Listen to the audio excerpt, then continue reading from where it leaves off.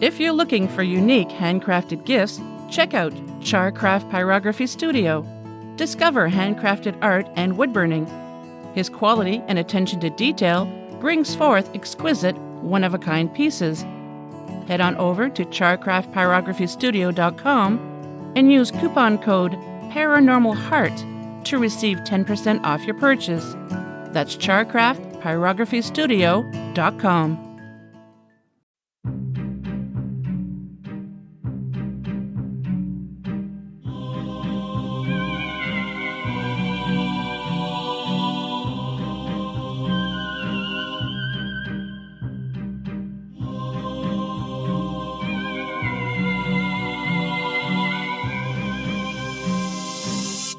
Welcome to Paranormal Heart, a place where people can talk about their paranormal experiences. With your host, Kat Ward.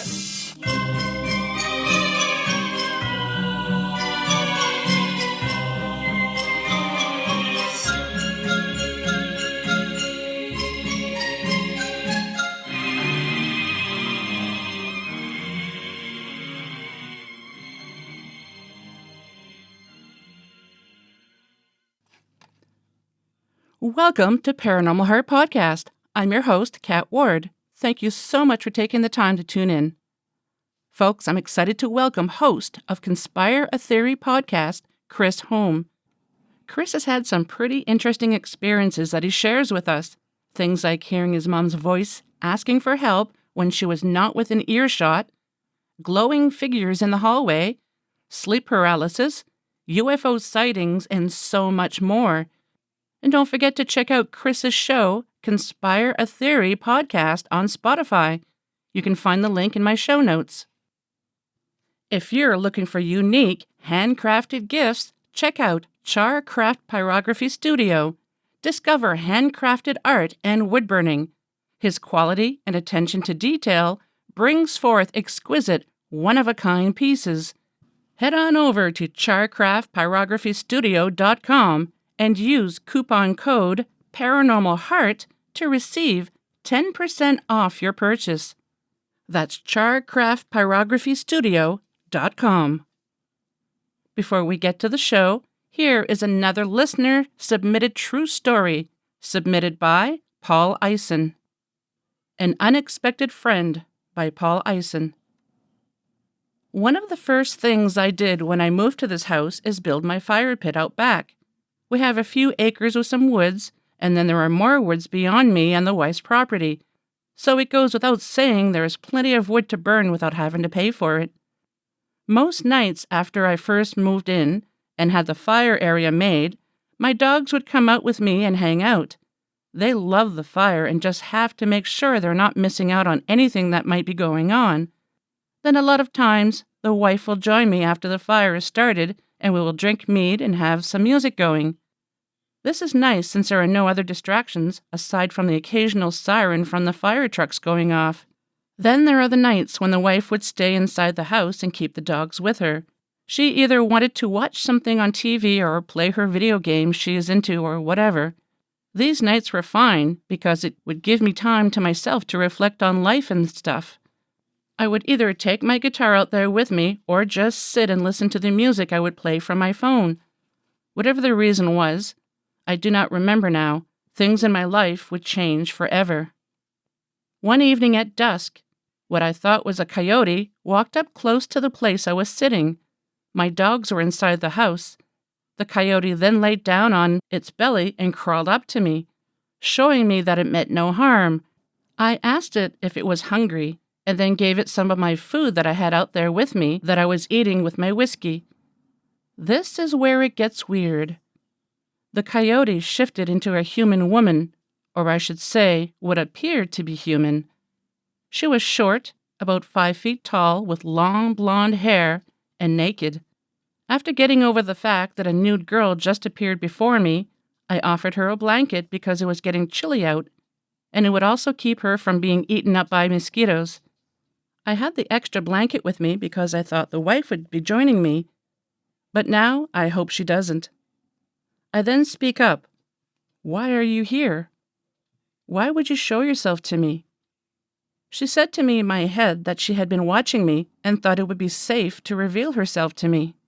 She said that she could hear my thoughts and that she could feel me, so she knew it was okay to talk with me. It took me a few minutes before I could respond. I just sat there smoking my cigar and sipping on my whiskey. I am pleased to make your acquaintance, ma'am. My name is... She cut me off. I know what your name is, David. What do I call you, ma'am? Call me friend. I do not have a name that you can pronounce anyway. I lean over to my new friend, offer her some whiskey. Thank you, she says. She then coughs. Damn, that is good stuff. She hands the bottle back to me. Why do you talk to me without using your mouth? I asked. Because I can. It's easier this way. Okay, if you say so. And I get up to stoke the fire and add more wood. We sat there 4 hours just talking about whatever we came up with to talk about. I asked her if she would return and keep me company by the fire again, and she agreed to. Then she shifted into another animal, a raccoon, and then walked off. I sat there for another hour and let the fire die while I thought about my new friend. Then I went inside. I have often thought about this girl, but to this day, she has yet to return. This experience that I had let me understand what another friend said to me once, that you should treat every animal with kindness, because you never really know. If you'd like to be a guest on the show, or if you'd like me to narrate your paranormal encounters, just drop me an email at paranormalheart13@gmail.com. And if you enjoy the show, please like, share, subscribe, and leave a comment. Tell your friends, don't keep it to yourself. Tell the world about Paranormal Heart Podcast. You can tell them that new episodes are released on the second and last Sunday of each month at 5 p.m. Eastern Standard Time. You can find me on YouTube, Podbean, KPNL Digital Network on Thursday nights, and any place you find fine podcasts. Now, on with the show. Hello, Chris. Welcome to Paranormal Heart. Hey, how you doing? I'm doing well. How are you doing? How's everything there down south? Oh, that was so funny. Up in Canada, we're good. Oh, that's right. You're in Canada. You must be on the other side of Canada, because I noticed that when we did when you told me the times that we set this up, it was like I'm doing a collaboration right now with R. Keith Andrews. He's a rather established alien contactee, and he's releasing a manual called Races of the World, and he's releasing a illustrated edition. I'm providing the illustrations. We can get into that a little bit later, but when I spoke to him, he's on the other side of Canada, and usually it's like a 2-hour difference the other way. Yeah. It's 2 hours forward. With him, it's like two hours back, and it's an hour forward. And so I'm like, it's so...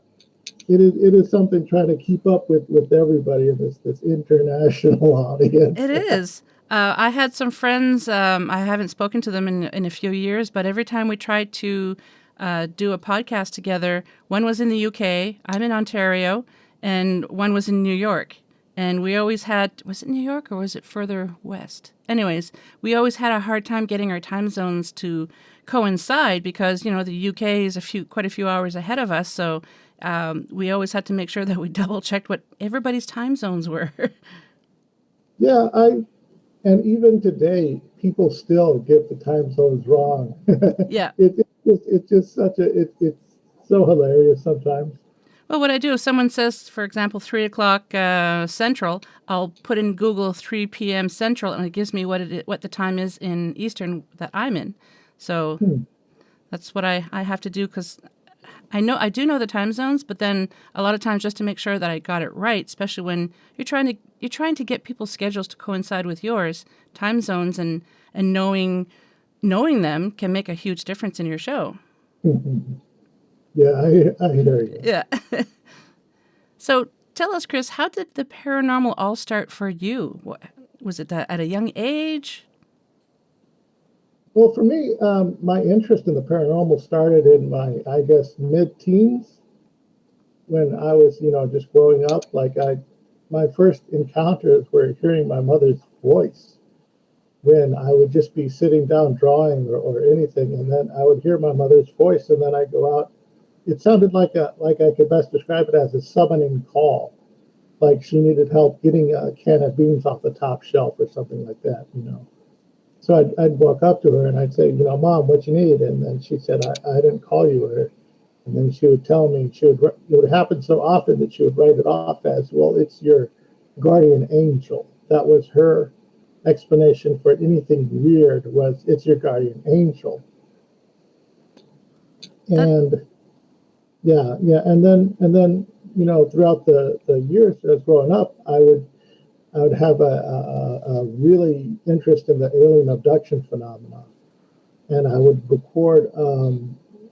I would record off on Betamax. I would record documentaries off of the Sci-Fi Channel, and one of my favorite shows was Sightings, which was the sort of Canadian mystery show, Unsolved Mysteries of Canada, so to speak, and of course my mom would give me lots of grief for that, saying that you're going to give yourself nightmares and stuff like that. And there were a few times where I'd worked myself up into a panicked frenzy about it. But it's just that interest, and I've kept with it, and I've recently gotten back into it through my podcast, Conspire Theory, where I talk to paranormal individuals and others about all these different types of issues and things that interest me.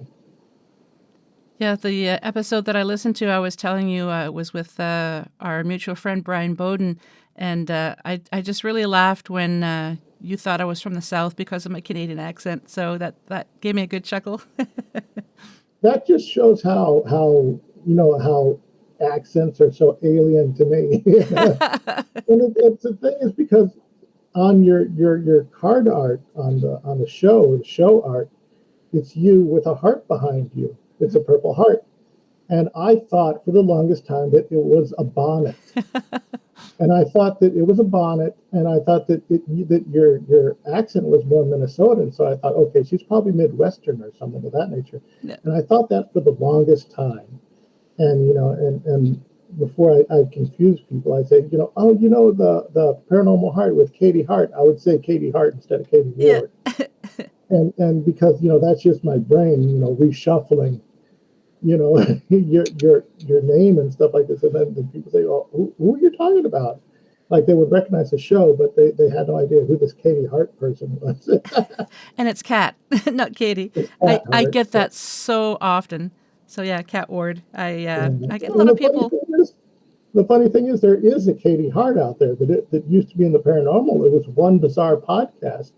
She used to be a co-host or a producer or someone for Dave Schrader back in the day. And she used to do like a lot of paranormal shows. And now she's sort of, I guess we would use the term pod-baited, but I don't know. It's just the Katie Hart. And then I get everybody's names confused back and forth. And it's just so ridiculous sometimes because I'm getting everybody mixed up in my head. Well, sometimes I'll go into chat rooms while listening to a show, like a live show. And then I don't know if you know Kat Hobson. So I get a lot of people saying, hi, Kat Hobson, knowing it's me. But I'm like, you mean Ward? And they're like, yeah, that's what I meant.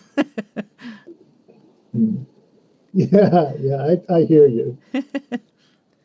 So tell us about alien abduction. Is that what you had said earlier? Well, I was interested in the alien abduction phenomena. Mm-hmm. But the closest thing that I had that I could relate to the alien abduction phenomena was a sleep paralysis episode that was very prominent in my life. I refer to it as, or a friend of mine, he coined the phrase, it sounded like you were abducted by the people of Walmart. That's a joke. And what it is that I had an episode where it was during the daytime. I had coming off of like a 10 or 12-hour shift. I was really tired. Long one. I was on my back on my bed, and then I felt the episode commence. And I've had sleep paralysis before. I've studied it, extensively, being in the abduction field. researching it with various, documents. So I knew what it was, and I felt that rush come over me. But it's sort of like a chemically induced fear panic. Mm-hmm. It shoots into your bloodstream, and and of course the technical response is it's your body shutting off your nerves and appendages from flailing out, so you don't act out your dreams.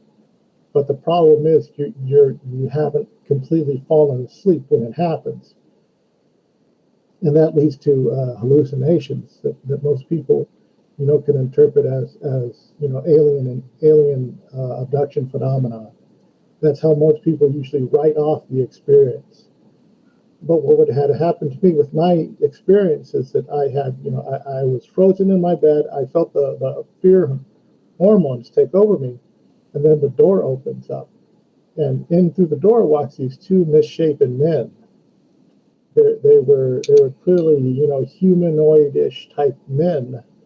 One was very tall and with fiery red hair, and he had tight.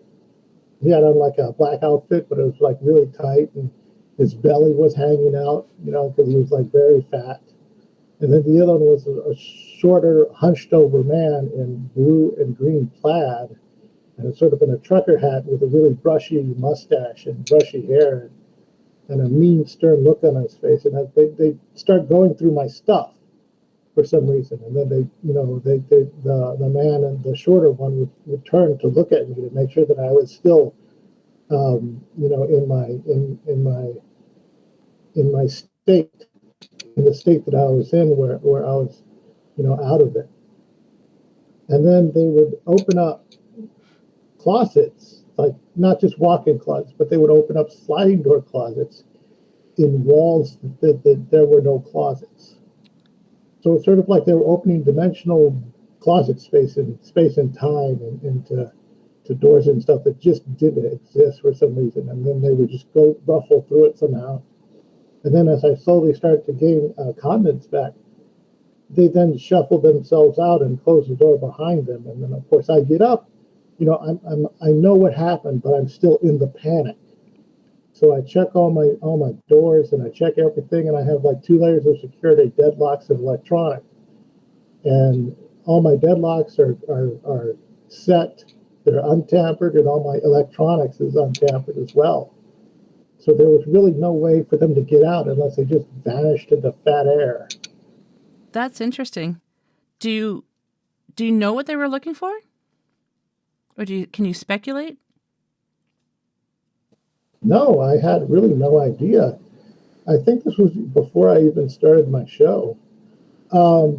At the time, I was just like just a regular nobody. I don't know. I really can't account as far as what they were looking for, but since they were opening shelf space into, alternate dimensions or stuff, they were clearly looking for something, like non-corporeal, as I could best describe it.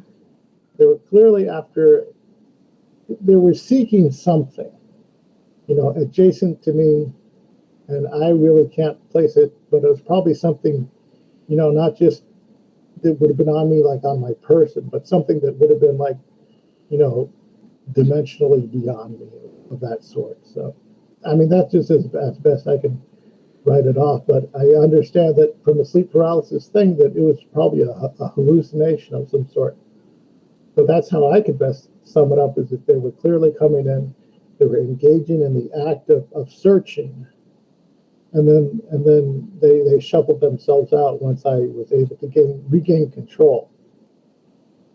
So since I've had that experience, I've had a level of empathy for people who have abduction experiences. Because I kind of in a way feel their pain and understand their confusion as far as being stuck in this situation, not knowing what exactly happened or why.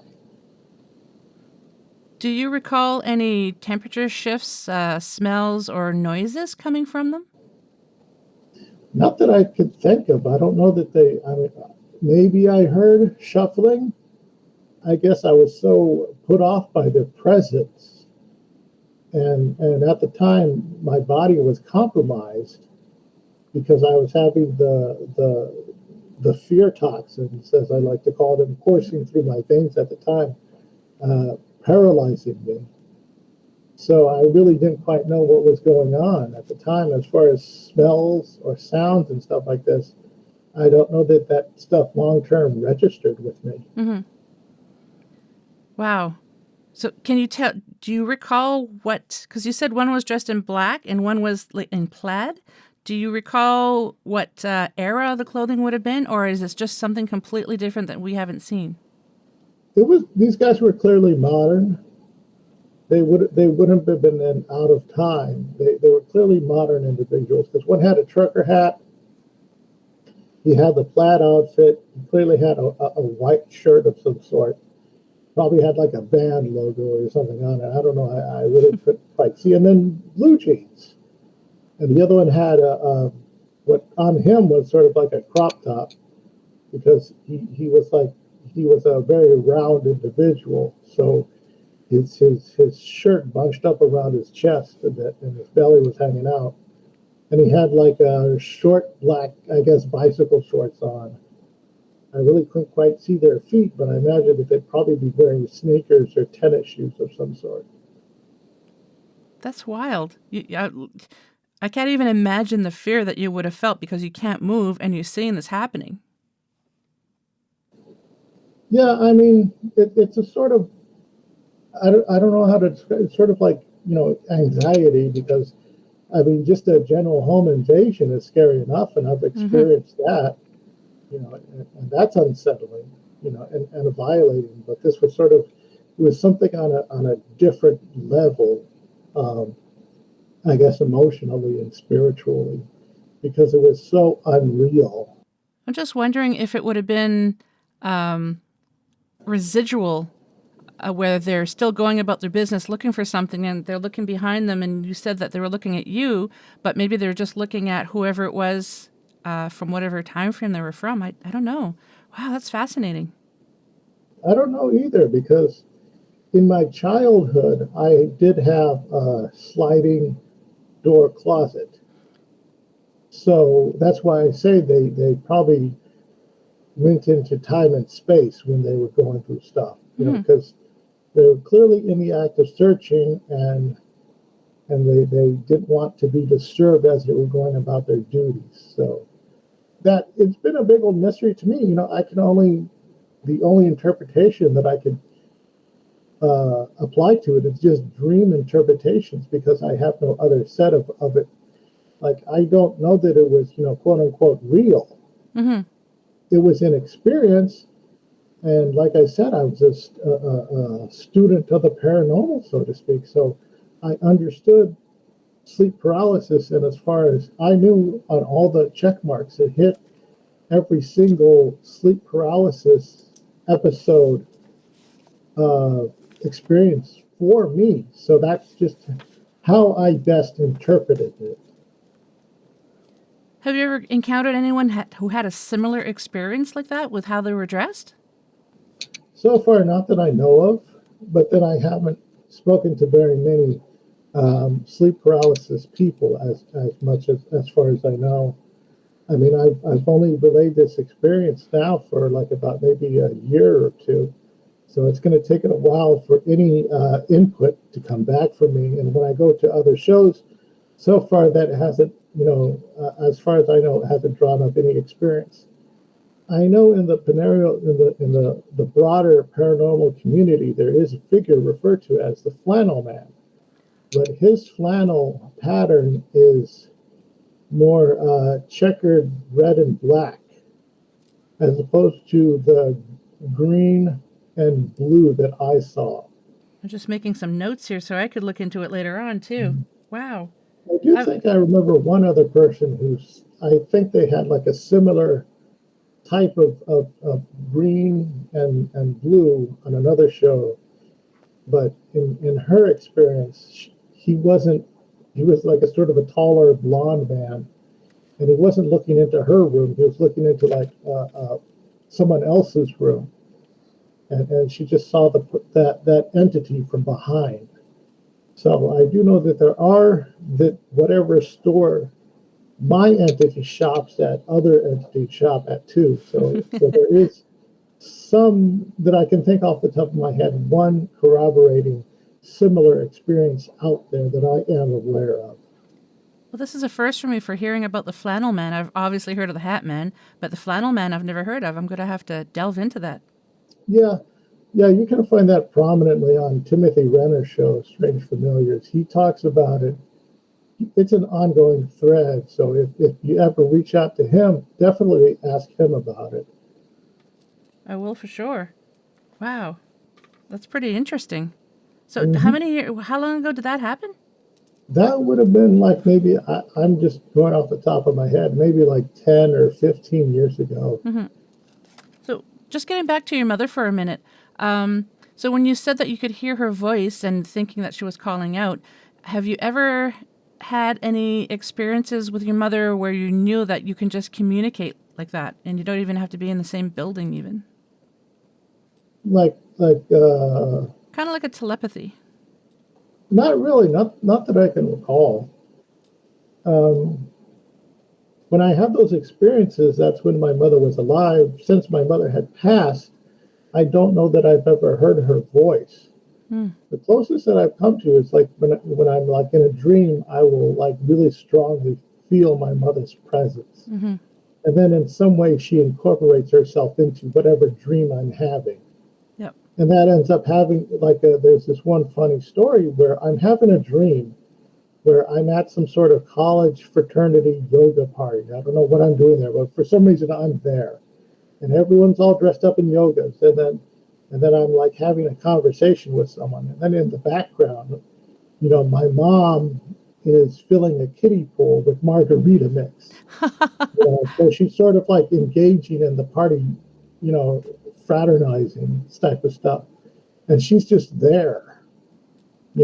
As far as, in actual engagement, I think I probably only engaged with her once or twice in the dream spheres. And I think one where I was like at a hotel, there was a convention going on, and then I see my mother at a craft table, and then I suddenly become self-aware that I'm speaking to her. And then, of course, I just sit right next to her while she's working on craft, and I just wrap my arms around her, and I cry for what feels like 15 hours dream time. I'm just sitting there because I'm so grateful to be in the presence of my mother, Mm-hmm. who had passed, quite a year, several years, and I'm just basking in the moment, and I'm having an emotional moment. And my mother is just working on crafts, and she's just patting me on the head every now and then. It's rather funny to think about, but in the moment, it's like I'm experiencing this moment, and I'm grasping onto it as hard as I can. So that's like those are like some of the only other times that I probably, had any paranormal connection with my mother. She did retell to me a story. I don't know if you want to get into that now. Sure, if you'd like to. Go ahead. All right. Well, this one was sort of, in this one, I would have been like a secondary participant in this because I believe I was 4 years old. One of my siblings was 8, and we were in our bedroom. We were both like when you put two kids into one bedroom and when they're really young. And my mom had gotten up and she went down the hallway to, get a glass of water or something. And she had seen a big, like a person, but they were made out of light, standing outside of our bedroom, like they were looking in. And she saw it from like the head, like down to the knees, because then past the knees, it was sort of like fading off. And she saw it for like just a second, and then she like did a sudden like gasp or panic jump, and then the figure disappeared. And then that was like a story that she had relayed to me. So is that something that you think is that runs in the family, experiences like this, or has your mother ever mentioned it, or anyone else in the family? Like as if it was like sort of the guardian angel that she's constantly referring to. Yeah. I don't know. I think that was just a one-off as far as anyone within the family that has seen a sort of figure of light. If it's happened, it hasn't been relayed to me. I don't know. My mom sort of like I don't know that her family has that sort of thing because she's Hispanic. So from a Hispanic background, there is a lot of talk of the brujas and the witches and the neighborhood witches and all that sort of stuff. So paranormal is treated more taboo, sort of like it's like more of a serious business type of thing that you just don't engage in. But everybody's family, of course, has stories of someone interacting with a witch or a witch sort of menacing the family of somehow of that nature. But as far as that, any other accounts of a figure of light, I haven't quite heard of. I have heard of many other people having interactions with light beings, with beings made of light, but I don't know that they quite sounded along the same, experience as far as, the one-off that was in my family. I think from what I could tell from my mother when she did tell me about the experience, I don't think she ever recalled any sort of like feeling any menacing presence from it. She didn't feel fear or something like that. It was more like it was just checking in and, and seeing as how we're sort of messing with time in a way. Maybe, she probably walked in on herself, going through her past timelines, just looking in on the kids. It could have been something like that, where she just walked in on her own ghost. If we were to take the whole, time isn't so linear as you think it to be. We're hearing more and more people saying that, like when paranormal investigators go on investigations or people are just having paranormal experiences, more and more people seem to be talking more about they're not actually ghosts. They are, but it's us in a different timeline, and we're just able to interact with them for whatever reason. Yeah, I don't know what to make of I don't either. I'm an active ghost hunter myself. It's ghost hunting. It's not my primary interest.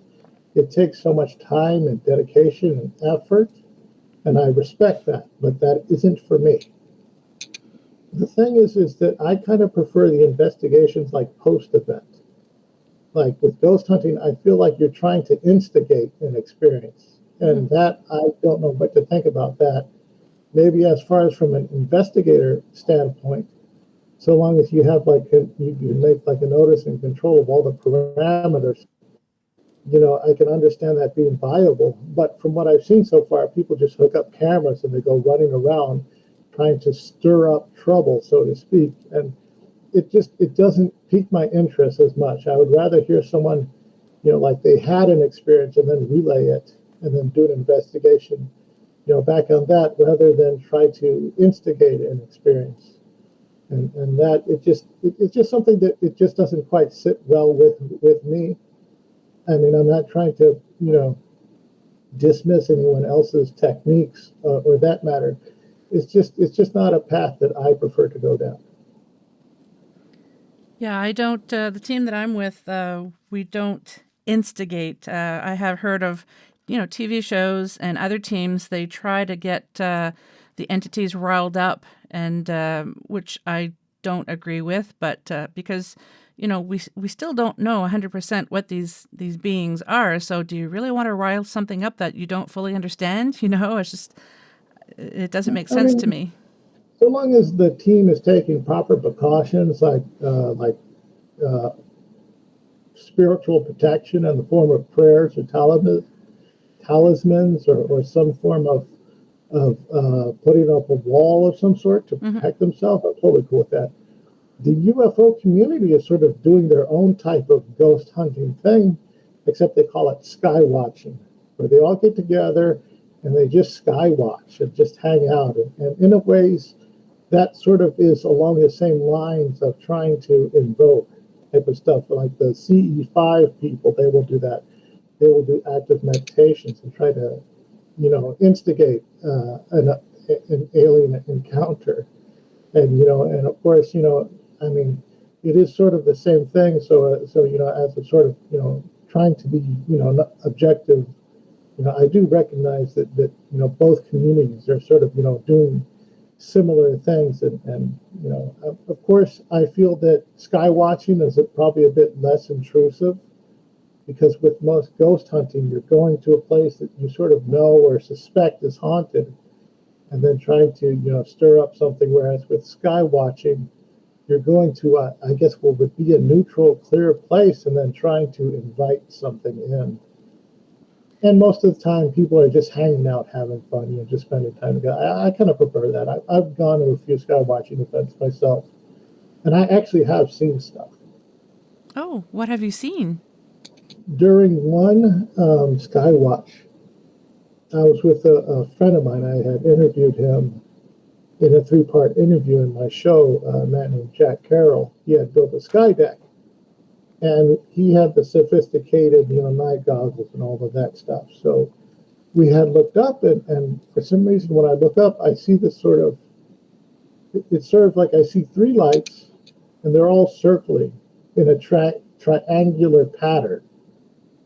And I'm like, that's interesting. And I just kept looking at it. And I don't know if it was so much the lights. I don't think the lights were moving. I think it was just like 9 lights, and then 3 of them were sort of like going on and off in a sort of pattern. So it looked like they were moving, or something of that nature. Do you think the lights going on and off is some kind of communication, kind of like Morse code? I don't know. It was just a steady pattern of just a circle going back and forth, like we see in LED patterns. Okay. Except it was like, I guess, what would have been a craft high up in the sky.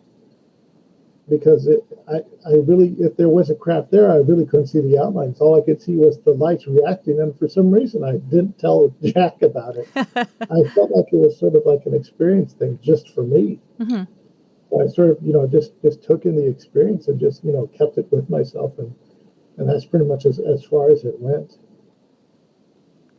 Did you have a group of people when that happened? At the time, I think it was just me and him. Me, him, maybe one of his family members, and we were just there. Yeah, it's funny how I find the last few years we're hearing more and more people getting into groups and doing that, the sky watching, and they a lot of them believe that if they put all their collective energies together and their thoughts together and saying, "Hey, show yourselves," that's what they're going to be experiencing is UFOs. Yeah, I can understand that. It is sort of interesting, and for me, it's a new thing, because I don't know that it's been. I'm pretty sure it's been an ongoing thing for quite a while, but it's a new experience to me. And at the time, I really don't know what to make of it. So long as it's respectful and non-invasive, I'm totally good with it. Yeah. Part of me would be curious to go with a group like that and see what happens, but part of me kind of doesn't want to at the same time, because what if they're not friendlies? Yeah. Be careful what you wish for, in a way, I guess. Yeah, it's that sort of reason why I don't trust myself around a Ouija board, because I don't know what's going on. And it's funny, another story with my mom, where I had actually bought a Ouija board. Oh, yeah. How old were you? I think I was like 18 or 19 or something. I was like an older teenager. Mm-hmm. And I was probably, I think I was 17, like just going into that older teen stage. And again, I worked myself into such an anxious panic, I didn't even open it. Then I begged my mom to take it back and return it. And Did she? She said, yeah, I turned it in, and then they asked, what was wrong, and then she said, oh, my son was just freaked out about it, and she heard them say, like, what a wimp. Oh. She told me that. I don't know if they really did that, or if that was just her rubbing it in, but still. Yeah, I grew up on the east coast of Canada, and my mom was Acadian, so she's French Canadian, and very religious family. And I took over more of the spiritual side than the religious side. But I remember growing up, my mom always said, "Do not bring home one of those Ouija boards. They're nasty. You don't know what you're getting into, and the usual speech, yada yada yada. And of course, I did buy one, and played around with it, and we did get some interesting results sometimes. But I don't remember what I did with the board after. I don't remember if I gave it to someone, or because my mom's like, the only way to get rid of it is you can't even burn it. I think she said you have to actually give it to somebody else. But then it's almost like you're passing on a curse, she believed, if you did that. So she says, just don't buy one. So I really don't remember what I did with the board.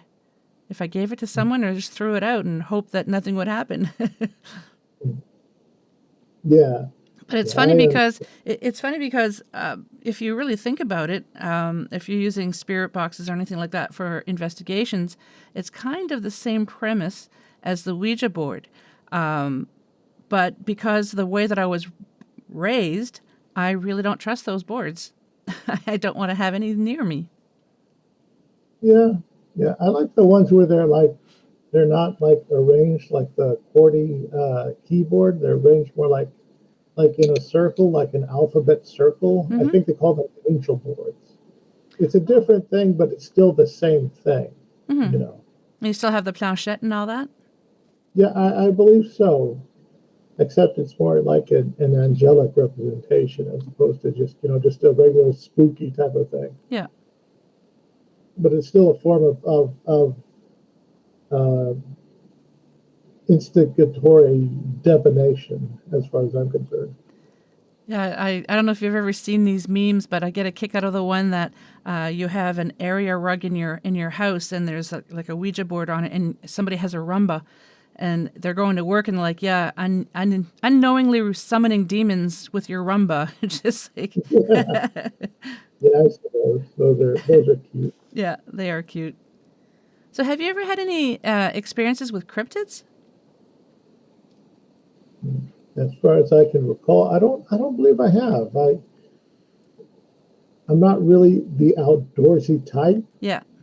But even then, as far as outdoor type of thing, or even like as far as, because I do hear that even on the cusp of the woods and stuff like this, it seems like cryptids seem to present themselves, and then there are like other entities like the chupacabra and stuff like that present themselves, in like neighborhoods and stuff of that nature. I don't know that I ever have. I mean, I'm deeply interested in this stuff. I like when it comes to all the Dogman lore. I love that. I love the Dogman lore. Yeah, that's my favorite of all the cryptids. Yeah, and the Bigfoot and stuff. I do feel like Bigfoot is a bit overexposed, but it is a bit, it is a big seller. So I completely understand why it's a thing. Yeah, definitely. When some family would have they would have places out in the country and out in the wheat fields and stuff like this. And so far, don't know that I've ever experienced out there, even as a child. Like, I mean, it's sad to say, I really haven't had anything like that ever happen to me. Yeah, I haven't had any cryptid experiences myself either. And, I think I might have had a Bigfoot experience that I mentioned before, but it was just us on an investigation out on a road here on a place called Buck Hill that's very, very well known here. And we were investigating, and we had little stones being thrown at us, and then we heard this loud crash in the woods, and it's like we're all like instinctively went back to back when we heard that, and we started to laugh because it's so dark that if you don't have any light source at all, you can't even see your hand in front of your face. It's just, there's no lights, there's no houses, it's just woods and a road. And I think it might have been a Bigfoot, but other than that, people like Brian Bowden and Al Santoriga, love those guys. They've had so many experiences and so many paranormal, they've had everything. And part of me is kind of like, well, I kind of like to have that as well, but I don't really want to come face to face with the dog man. Yeah, I'll let everybody else have their experience. I have no problem, hearing about this stuff secondhand. It's not an issue for me. The thing that I find most intriguing is like what's going on now, and you hear this pretty much promoted mostly spearheaded by Timothy Renner and Joshua Cutchin, is the Bigfoot forest poltergeist theory, where it's sort of rather than Bigfoot being a, not always a flesh and blood representation, but being a form of forest poltergeist, that it's the same energy you experience in a house, but instead you experience it in the woods. Whereas in a house, you'd see plates and forks and stuff flying all over the place, but in the woods, that's not out there. So the next best thing is rocks and twigs. And in paranormal stuff and in poltergeist stuff in houses, you hear loud crashes and stuff like that. Whereas in the forest, there's, you do hear loud crashes again, but it's sort of off in the distance, and it's usually where you don't see the entity or the creature, And as far as from what I'm thinking, as far as what I've understood of simian behavior, it sounds uncharacteristically unsimian-like for, an undiscovered wood ape or whatever to engage in that sort of behavior.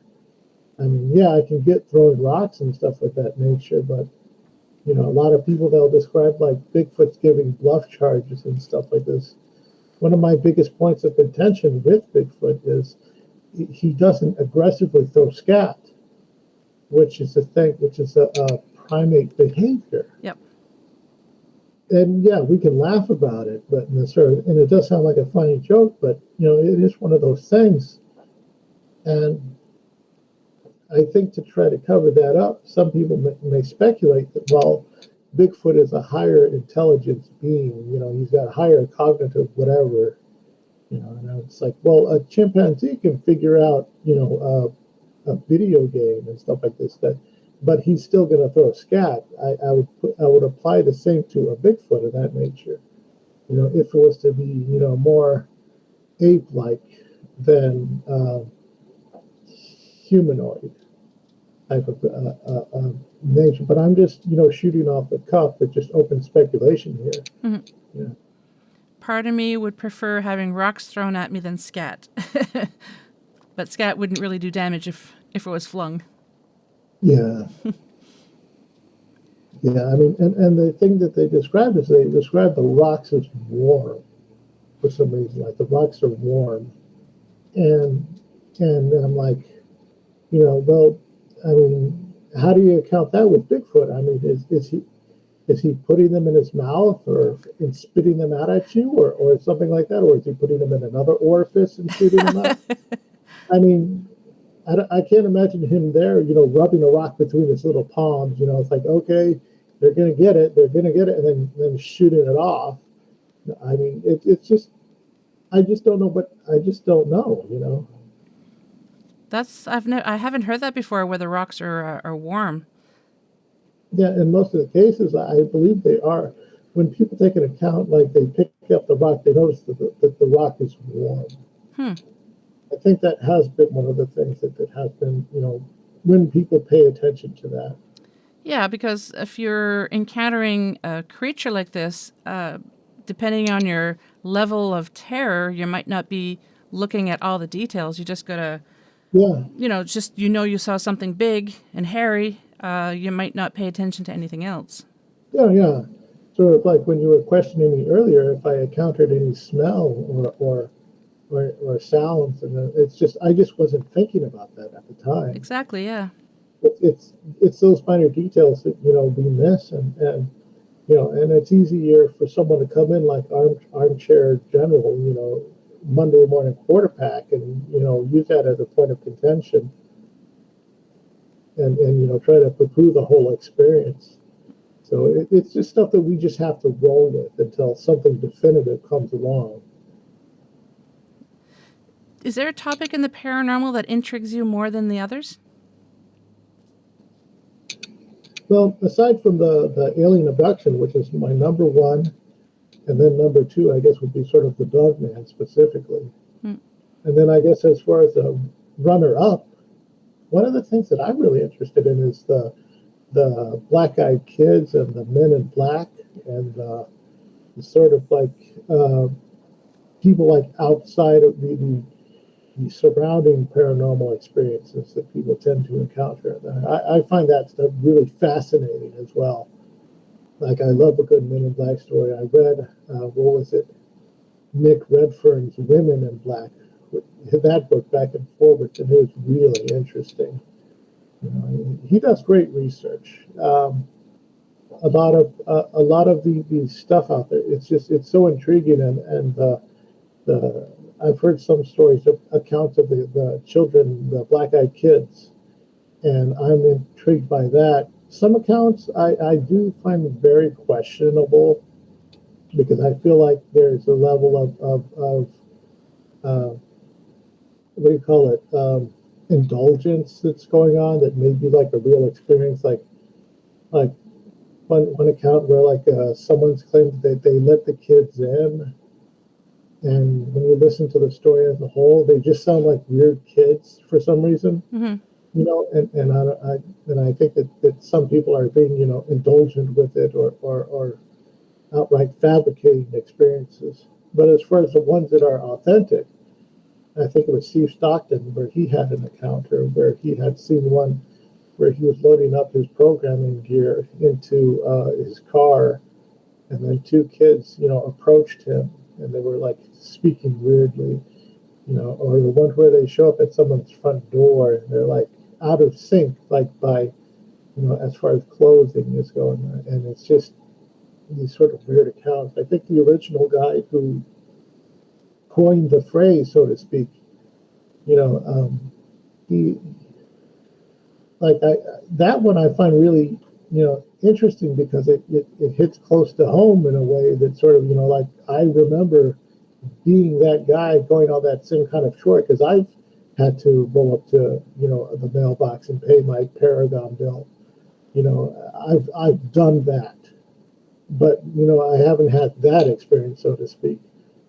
And it's just this interesting sort of encounter, and I just find it so intriguing, and it leads me to this sort of speculation that I have that I often ask people. And for some people, it's probably a bit too edgy for them, but I'll go ahead and present it to you. Please do, yes. Where we all know that the kids in black are dangerous, right? Mm-hmm. And we've sort of established that in their lore, that they're this menacing presence. Like, well, if a child in black or children in black, if they knock on the door of a child predator, who's in the greater danger?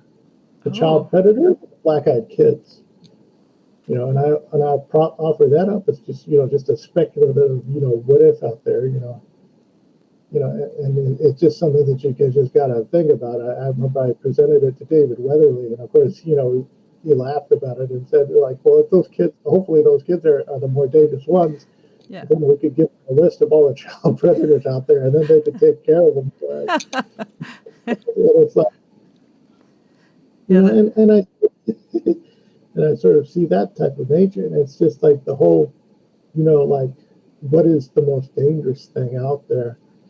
And you know, and it comes down to it is this, you know, it's really hard when you go up against the worst in humanity out there, you know, because again, these black-eyed kids, you know, I don't know why people try to conflate them with the Greys, the aliens known as the Greys for some reason, just because of the black eyes.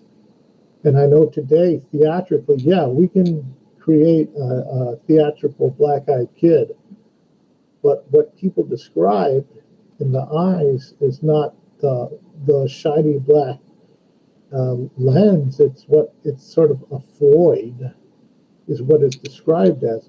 It's a void. That's when the primary encounters or the authentic primary encounters that most people give the most credence to, and the out of time sort of, you know, speech, as well as the seemingly manifested off-brand clothing that they wear.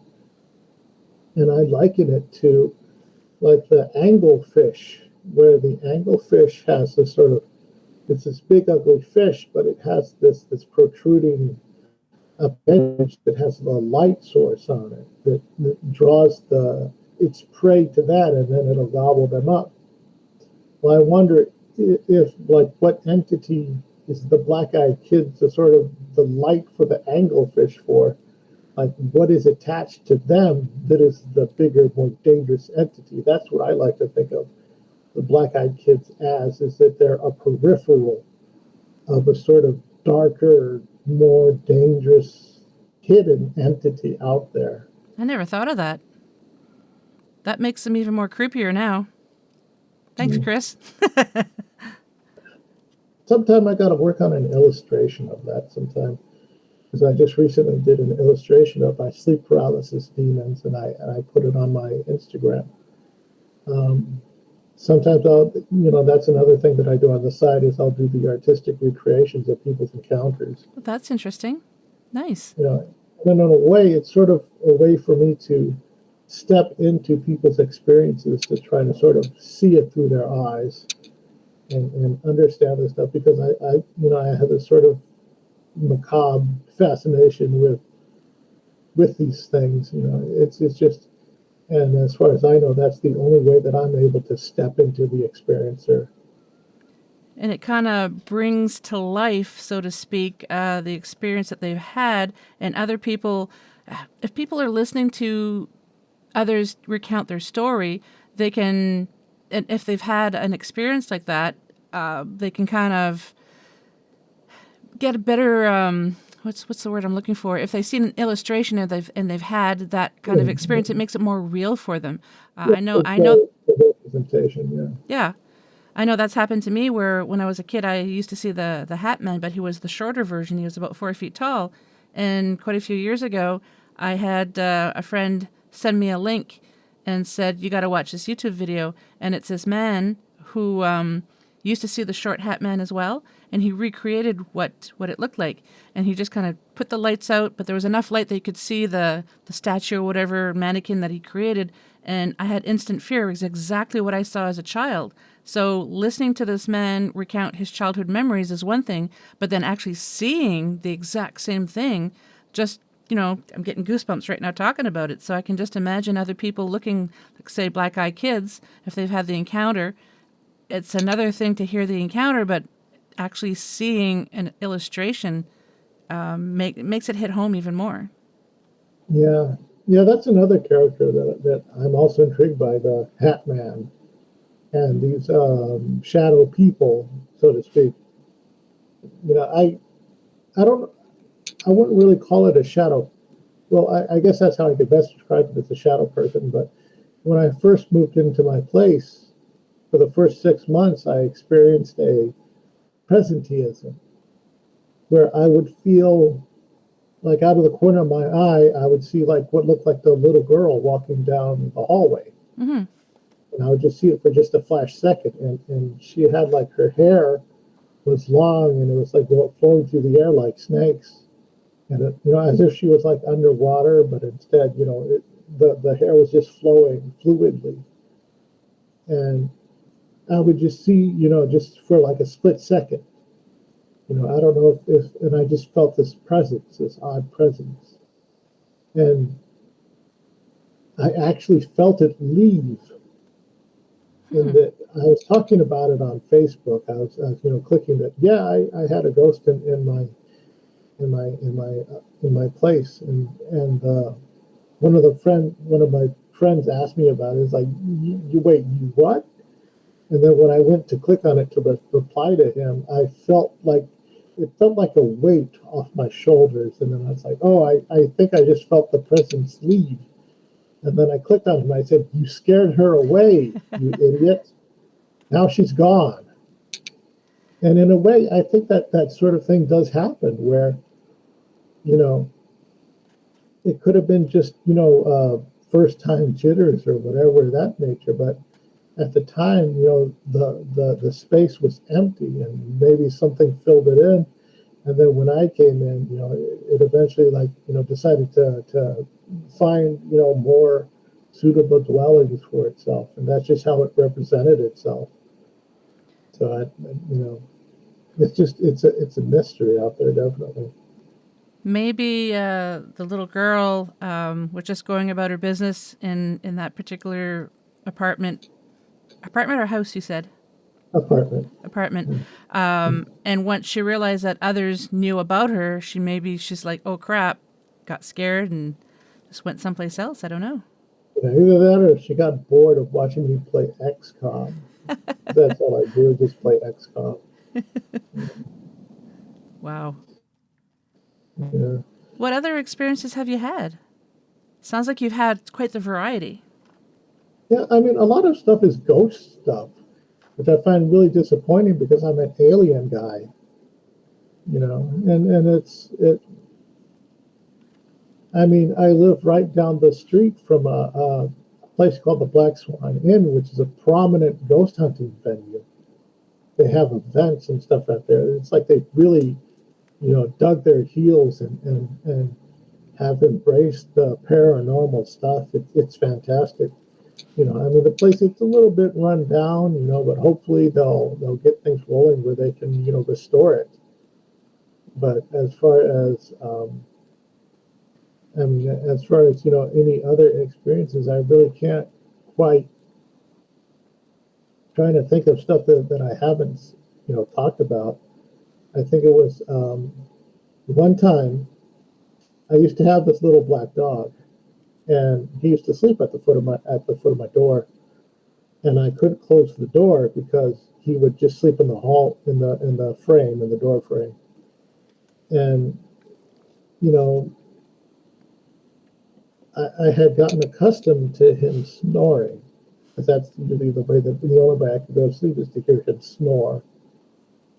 And I remember one time, he was in the doorway, and then there was like this shuffling figure stalking down the hallway. And then I hear his head come up, and then he lets out a low, guttural growl. And then I hear my mom's voice, "Don't growl at me, you stupid dog." She was getting up in the morning to, get her medications and stuff of that nature. And she was like half awake, and then the dog thought that she was a witch or something and growled at her. So long as I had that dog, I wasn't afraid of aliens coming to get me or the ghosts or whatever to come to get me, because I had this nighttime protector. This twilight sentinel that would, watch my door. And that, I guess, helped me feel safe when I was a teenager, growing into a young adult. And then, eventually, of course, he had passed. And I would see him in my dreams, but I still feel like he's sort of still taking on his duty as the Twilight Sentinel in my life. And there was a series of 3 dreams where I had experienced him. And in the first one, he was very sickly and gangly. It's like he was struggling to manifest or something of that nature. And I just, he was a very sickly and thin, because that's how I remembered him at the end of his life, because he had gotten, old. He had, succumbed to diabetes. Aww.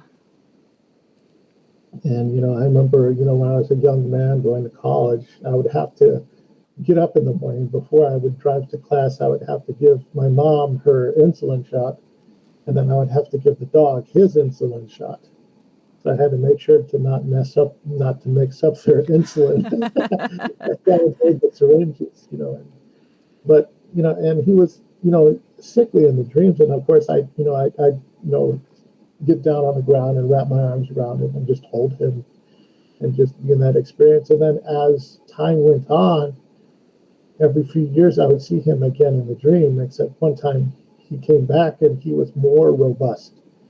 He was like a little bit healthier and not as well, not 100%, but he was, better. And then of course I, would just pet him. I would just enjoy the moment of just being in his presence, just being with him in the dream.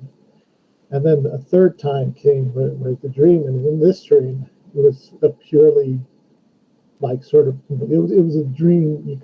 It was like the telltale, this is like an absolute dream type dream where me and him are running through a haunted house, having an adventure. And he's strong and virile and powerful, and we're just running together, going through this house, chasing ghosts or whatever. And I guess, as far as what I could speculate, it could have been my subconscious that he was, using as a foundation to manifest from. Because over the time, I had a hard time, the earlier part of in my life, I was unsure of myself and dealing and coping with stuff. And as I, of course, grew into myself as a person, grew stronger as a person, he would get stronger. And the dream was a manifestation. So the more stable my life was, the more, I guess, virile as a entity he would be able to corporalize himself as. And that could have been just, my dream interpretation that was allowing him to manifest in that world, so to speak. But that's just what I wrote that up to, And now, if I see him in the dream, he's the, because I am a more adjusted, more sure individual, he is, of course, a stronger, more powerful presence. And so it's sort of like, for him to get better, I had to get better as a person. And we sort of see that going as far as I can interpret best through my dreams. So whenever I go to these places, I sort of feel like he's there as a presence as well as my mother's presence. I sort of like call upon them for protection if I ever do any type of ghost, which I don't. But if I were, I would then, that they would be, the first two entities that I would pray to for a sort of, representation of guardianship. Probably because you had such a strong connection with them, and that's just you can envision them a lot clearer than anyone else, and then you can just have kind of manifest that protection. Yeah, but and my dog, when he was alive, he was so lazy. He would just sit under one of the benches and just sleep all day. What kind of dog was he? He was a spaniel. Okay. Like a Springer Spaniel. He had the long snout and the big floppy ears and the long coat and stuff like that. So, yeah, he was a good dog. Yeah, we just we have a dog and 2 cats, and a couple of months ago we had to put one of our cats down, so we did have 3 of them. But she was 15. She had a good few years with us, and. But I do still dream of her too. I think maybe, I don't know if it's because it's still fresh. It's only been a couple of months, but I still swear I see her in the house. I'll see the other 2 cats at one spot, like curled up together on the couch, and then I see something down the hall, and I'm thinking, oh, it's Daisy, and I'm getting ready to call her, and then it's like, oh crap, no, she's buried in the backyard. She shouldn't be in the house. Yeah, when the first few days after my dog had passed, we had took him in, I would see what looked like black swirling energy in his bed. And I would just see it for just a split second before I realized, oh, he's not there. Sort of like my subconscious is trying to place him there as a means of comforting me so that I don't feel that loss. Yep. Or the loss doesn't hurt as much. And I would look into the corner of my door frame and I would see a swirl of black energy, and again, that's probably my subconscious just imprinting something there because I feel that missing type of thing. But nowadays, it's sort of a now it's a pleasant memory. Mm-hmm. Maybe you're helping him to manifest because he's still there, and you wanted to know that he's still watching you. Probably. But anyways, he's still laying down, being lazy, doing nothing. I mean, if I was to ever hear him snoring, that would probably be the most comforting thing. But I'm pretty sure he is in like the eternal realm or whatever. He's just snoring away, just snoozing. Have you heard any of the snoring? No, not really. But then again, it's sort of like that sort of, deafening quiet type of thing. It's just, I don't worry about it all that much. I'm one of those sleepers where I sort of like, I have to have a fan on because I can't take absolute quiet. Me too. Yep. But, I mean, I don't know. It's sort of a thing where it's happened and I've sort of, moved on since then. But it is a pleasant thing to think about. It is a pleasant memory to reflect on that I do enjoy. Yeah.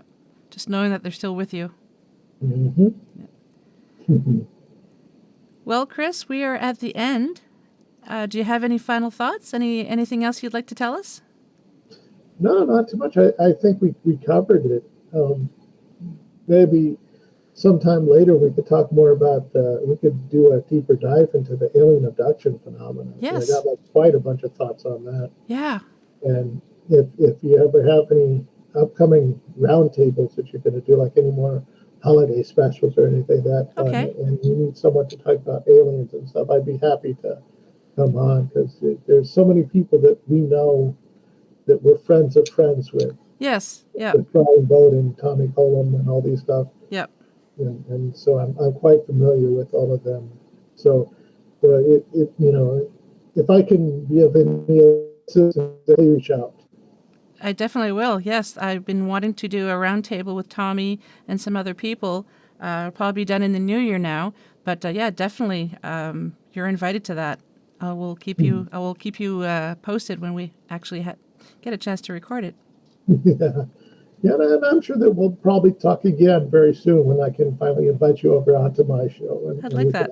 Thank you. Yeah. And you can tell me all of your crazy adventures and all the stuff that you've got, all the trouble that you've gotten into. Not too much trouble. That's what they all say. We'll see. We'll see. So could you tell the listeners where they can find you and your show? Absolutely. You can find me at either Twitter or Instagram, or X as they call it now. Yes. At Conspire Theory, all one word, Conspire a Theory. My podcast, you can find it primarily on Spotify, but it should be searchable on any podcatcher at Conspire a Theory. If you find the little icon that looks like a little white fox curled up into a ball, talking into a microphone, that's me. Okay. So you'll be able to identify it right away. You could easily, I understand like a lot of people, because I recently changed RSS hosts. Okay. So if it doesn't show up in your podcast catcher, go into the import, go to either Spotify or something of that nature. You should be able to find it on another platform. Yeah, so just copy and paste. You should be able to easily find the RSS feed and then put it into the podcatcher of your choice and then subscribe to it from there. I have like just under 100 episodes. I talk to like a lot of people.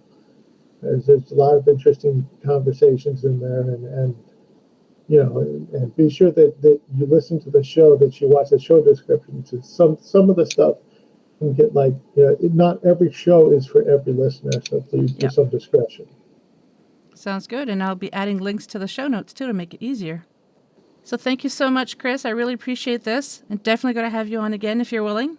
I look forward to that. Absolutely. Awesome. Thank you. Thank you. You take care.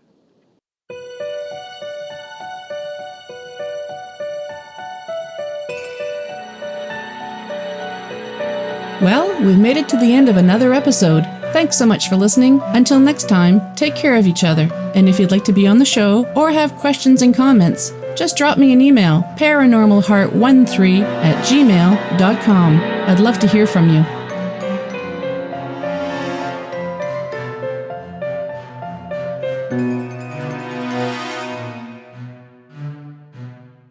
Paranormal Heart would like to extend a special thank you to PurplePlanet.com for supplying the music for the show. The views and opinions expressed on Paranormal Heart are those of the host and participants.